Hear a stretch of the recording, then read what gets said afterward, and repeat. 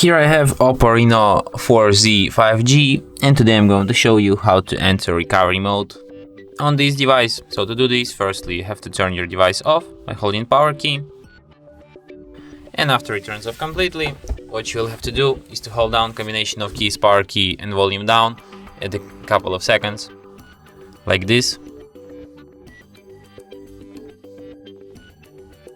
After the screen turns on, you can release power key and keep holding only volume down.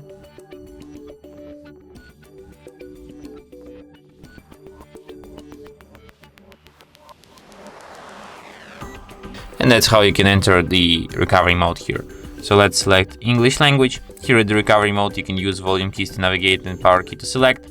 Here you have such options as install from storage, online update, wipe data, reboot and power off.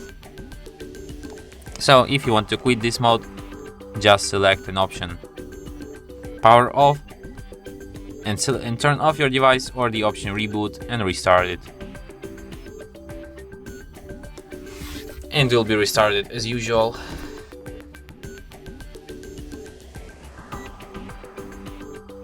And that's it. Thanks for watching. If you find this tutorial useful, don't forget to hit that like button and subscribe to our channel.